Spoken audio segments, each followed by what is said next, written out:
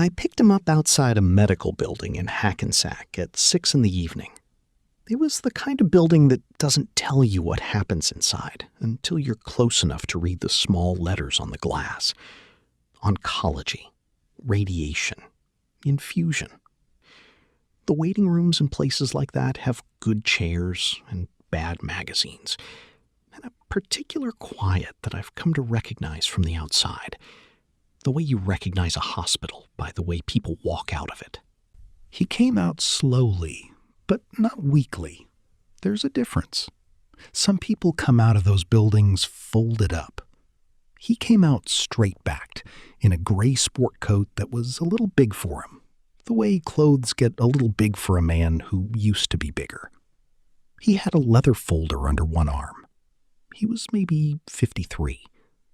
He had the face of a man who had been handsome, and still mostly was, just thinner than the face was built for.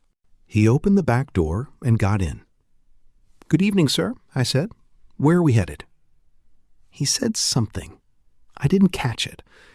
I want to be honest with you about this part, because it's the whole story. When he spoke, the sound that came out was not a normal voice. It was a whisper, but rougher than a whisper. A kind of dry rasp, like wind through a screen door.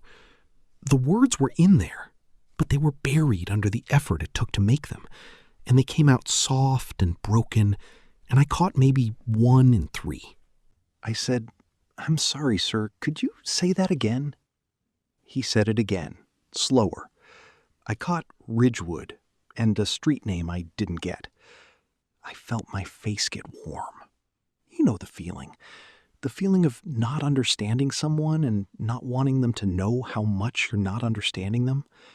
The feeling of nodding along, hoping the next word will anchor the sentence. I have felt it with people who don't speak English well, with people on bad phone connections, with my own grandfather at the end. It is an awful, small, helpless feeling. And the worst part is that it's not about them. It's about you. It's about your own discomfort, sitting in the front seat like a third passenger. He saw it. Of course he saw it. He had probably seen it on every face he'd talked to for however long he'd sounded like this. He opened the leather folder. He took out an index card. He handed it up to me. I took it at a red light and read it. It was printed, neatly, in advance. I have cancer of the larynx. My voice is damaged, but my hearing and my mind are perfectly fine. Please don't shout. I'm not deaf. Just give me a little time. I'll get the words out. Thank you for your patience. I read it twice. Then I looked at him in the mirror. He was watching me. And he did something I did not expect. He smiled. And he gave me a small thumbs up, like, "It's okay. We're okay. Take your time." I felt something come loose in my chest. I said, "Thank you." "Okay. Ridgewood. What was the cross street?"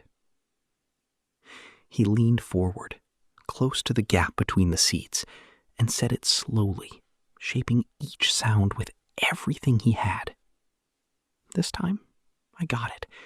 A street near the train station. I put it in. We pulled out. And here is the thing I learned over the next half hour. Once I stopped panicking about understanding him, I started understanding him. The fear had been the static. When I let the fear go, the words came through. I had to lean in. I had to wait. I had to let silences sit that I would normally have rushed to fill. But it worked. We talked. It was slow, and it was worth it. He told me, over many minutes, in pieces, with patience on both ends, that this was his second time. The first time had been 5 years ago. Different place in the body. They'd beaten it. He'd rung the bell. He thought he was done. It had come back in his throat 18 months ago. This time was harder. The treatment this time was, in his word, which he wrote on a card rather than try to say, brutal. He underlined it. He showed me the card, and then he laughed his rough, silent laugh and took it back and put it in the folder, like it was a receipt. I said, I'm sorry. I'm really sorry. He waved his hand. Not dismissive, more like, don't. Like he didn't want my sorry. Like my sorry was a thing he had enough of. He leaned forward and rasped something. I caught most of it. He was saying, I'm going to give it to you the way I finally understood it. Cleaned up. Because it took us 3 tries, and I don't want to make you sit through the 3 tries the way I had to. He was saying, I'm not telling you so you'll feel bad. I'm telling you because you asked where I was coming from. That building, that's where I was coming from. I said, right? He said, now, ask me where I'm going. So I said, where are you going, sir? And his whole face changed. He took out another card from the folder, a different kind, not printed, handwritten, soft at the edges like he'd been carrying it a while. He didn't hand it to me. He just held it and looked at it. And then he told me, slowly, the best he could, my son, he's a cook. Tonight is his first night. I said, his first night? He nodded hard. He leaned in. His restaurant. Small place. He saved for years. Tonight is the... He searched for the word, couldn't get it out, mimed quotation marks in the air. The soft opening. Friends and family. He's been dreaming about this since he was 9 years old. I said, and you're going. He sat back. He looked out the window. He said something I didn't catch, and then he leaned forward and said it again, and I got it. He said, wild horses. I said, sir? He said, wild horses couldn't keep me away. We drove for a minute. I was watching the road.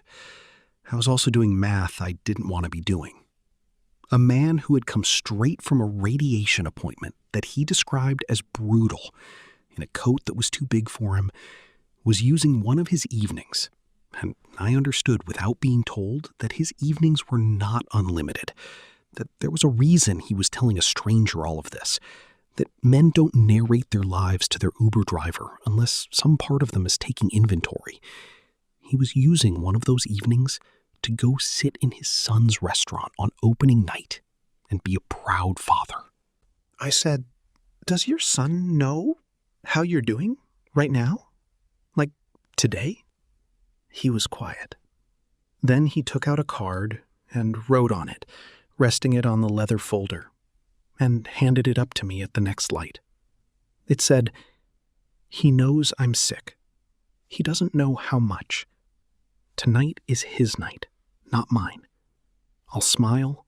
I'll eat one bite of everything. I'll tell him it's the best food in New Jersey. And I'll go home and rest. He doesn't need to carry my body into his own dream.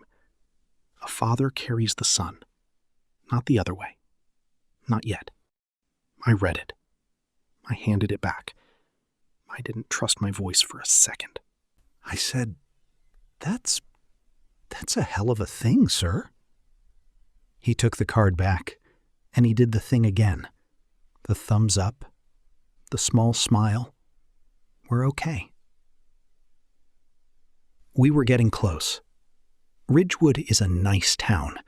Brick storefronts, a train station, the kind of main street that looks like a movie set for a town. I found the restaurant. It was small. The lights were warm and gold inside. I could see people already in there. A young woman tying balloons to a chair. The shapes of a celebration getting ready to start. I pulled over. The man gathered his folder. He took a breath that I could hear, getting himself ready, putting on the face he was going to wear in there. The proud face, the fine face, The face that wasn't going to make tonight about him. He took out his wallet. He paid through the app, I assumed, but he also pulled out cash, and he leaned forward and pressed it into the gap between the seats. I looked at it. It was 4 20s, $80, on a fare of maybe 30. I said, "Sir, no, you don't have to." He held up his hand, the don't hand. Then he wrote one more card, his last one for me. He wrote it slowly, and I waited, and the people in the restaurant kept getting the room ready, and the gold light kept being gold. He handed it up.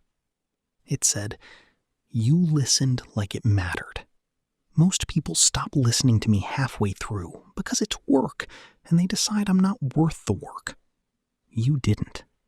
Do you know how rare that is? Keep doing it. It's the whole thing. It's the only thing."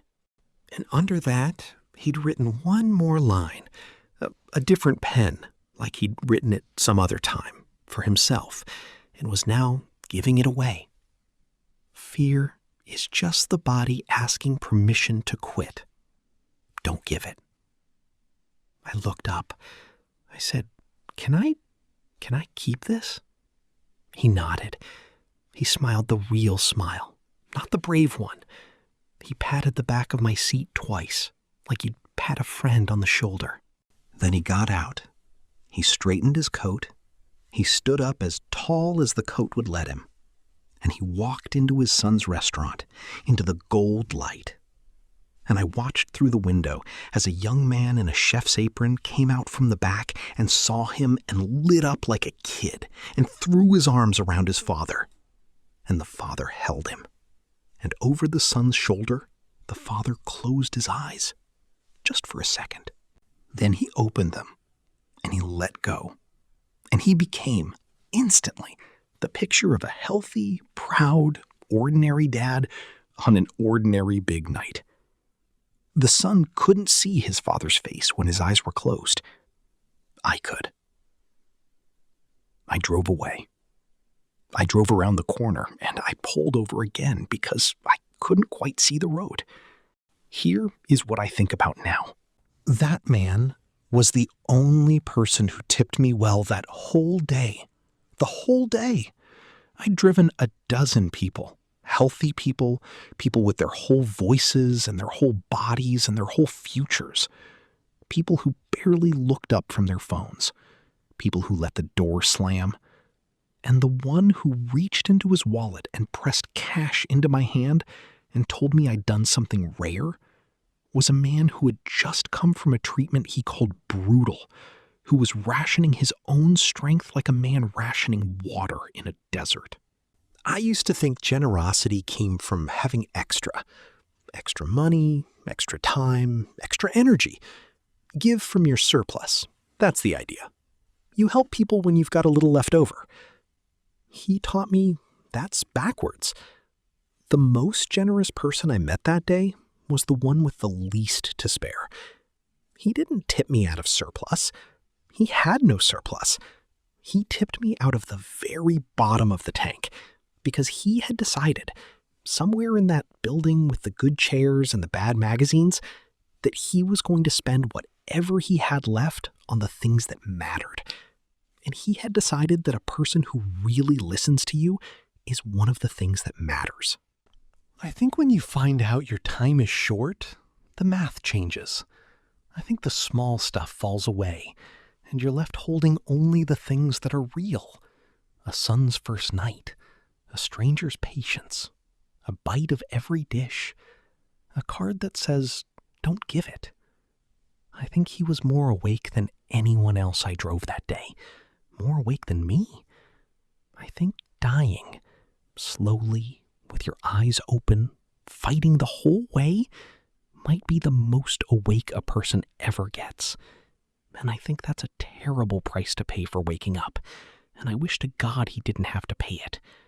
And I also think he was trying to give me the lesson for free, so I wouldn't have to learn it the way he was learning it. I keep his card in my sun visor.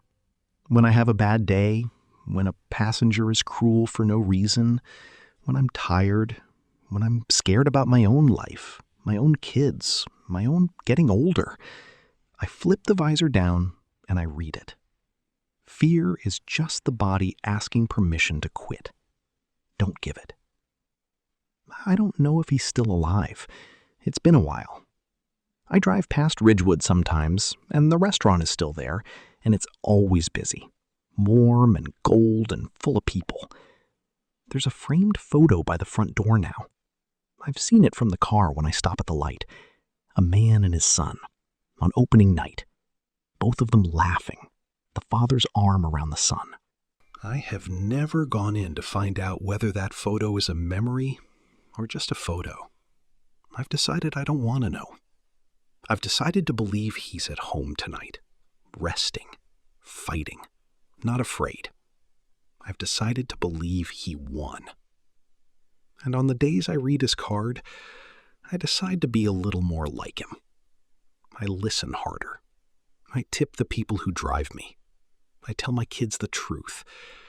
I spend what I've got, not the leftovers, the real stuff, the bottom of the tank, on the things that are actually real. I don't always manage it, but he showed me it was possible.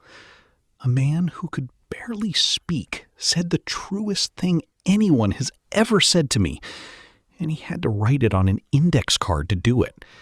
And I have it in my visor, and I am going to carry it for the rest of my life. The quietest man I ever drove. The loudest thing anyone ever told me.